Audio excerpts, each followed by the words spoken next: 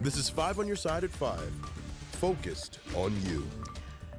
Police are piecing together a downtown shooting that left 5 people injured early this morning. Thanks so much for joining us. I'm Kelly Jackson in for Mike Bush. The shooting happened in downtown St. Louis's West neighborhood. Business owners and residents in the area told Mercedes McKay the shooting is just the latest in a deadly trend. Just ran around from park to park to park. Maurice Mosley has spent most of his life making sure people look their best. I've been in this one for about 18 years. I've been in the business for about 55. Known as the hair doctor, Mosley's shop, Paradise Salon, has called St. Louis's downtown West neighborhood home for nearly 2 decades, which is why crime on this street didn't come as a shock. Overnight, I heard that it was a shooting, but it always happened like that. They ride around and look for trouble to get in. Police say around 2:30 Sunday morning, 5 people were shot near North 19th Street and Washington Avenue. 2 women, ages 35 and 22, and 3 men, ages 33, 27, and 26, were injured. It's everywhere. They're in cars. They're out in the county. They're everywhere.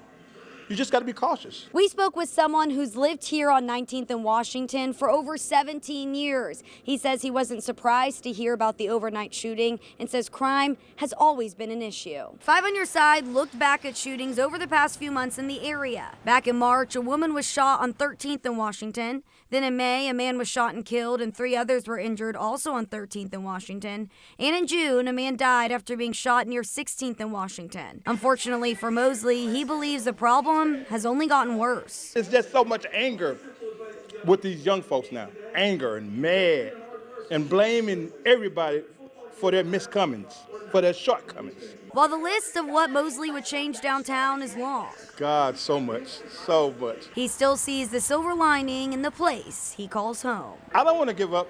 I don't think it's hopeless, but keep trying, please. Mercedes McKay, 5 on Your Side. If you have information you're asked to call Central Patrol Division, or if you'd like to remain anonymous, you can call Crime Stoppers 866-371-TIPS. We're trying to learn more about an incident at a Fairview Heights festival that raises money for local combat wounded soldiers and the families of fallen heroes. The event had to close early last night after a fight broke out in a nearby parking lot. Here's a look at the Midwest WingFest before it shut down.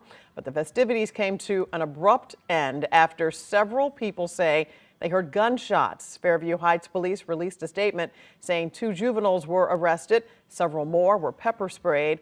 Organizers for the event released a statement saying, quote, when it became clear that we would not be able to safely control the entirety of the situation, we coordinated with Fairview Police Department to make the decision to close early. We're grateful that no one was seriously injured and everyone got home safe.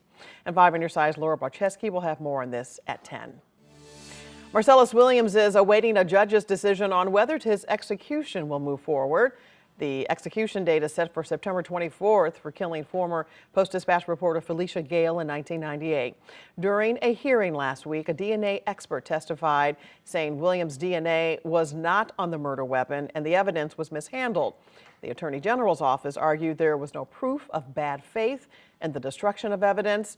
St. Louis County Prosecuting Attorney Wesley Bell says no one should face the death penalty if their innocence is still being questioned. We created a conviction incident review unit so that we could make certain that we had safeguards in place to make sure we get it right. And in this case, there are serious questions about this conviction. And at the very least, regardless of your politics on the death penalty, no one should be executed if there's questions about the conviction. The judge is expected to announce a ruling by mid-September.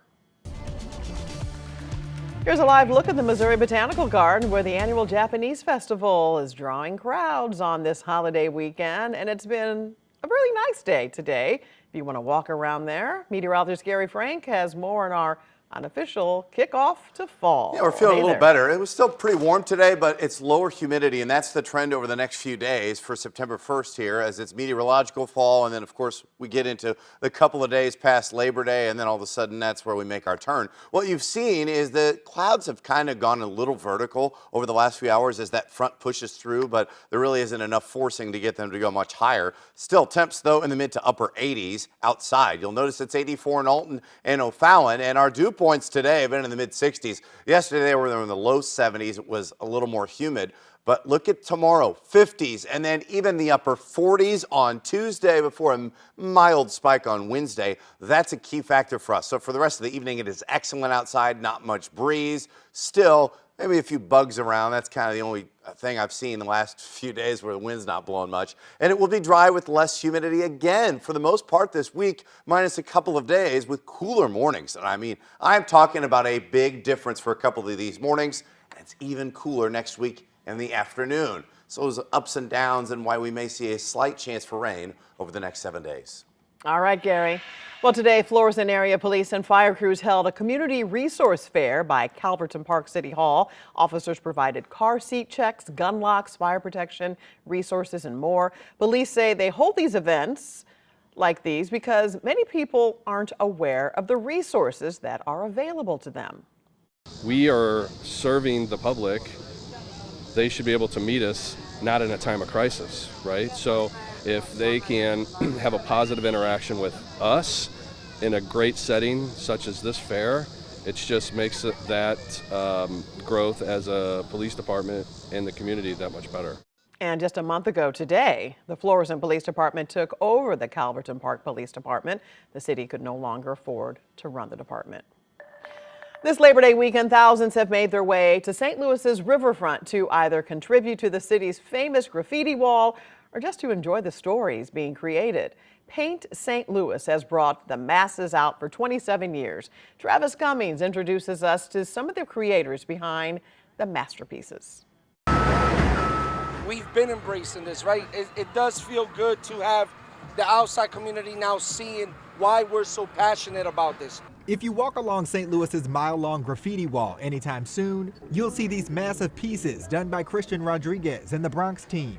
We decided to come to St. Louis and create a spider theme and bring a little bit of that East Coast flavor. The family includes some of the many artists shaking their cans at the annual Graffiti and Music Festival, Paint Louis, this weekend. The spray and liquid paint is paying homage to hip-hop. So you know, the MC is the words of hip-hop, the DJ is the sound, the B-boys is the movement, but this is the visual.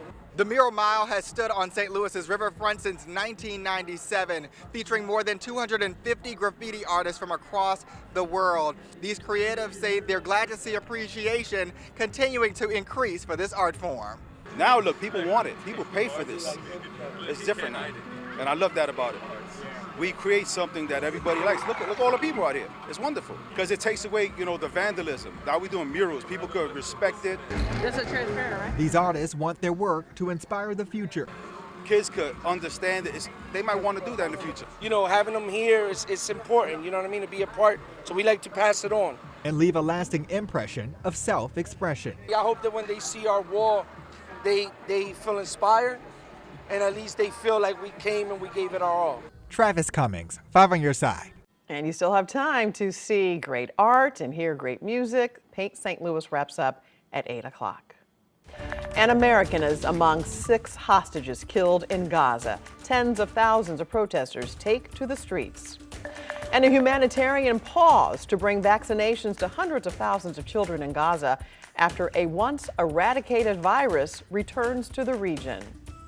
And we are hours away from the Show of Strength NBA Telethon. It's from 8 to 10 p.m. at Grants Farm. You can watch it live on 5 on Your Side, KSDK.com, or streaming on 5+. All money raised stays here in the St. Louis area to help people fighting neuromuscular diseases.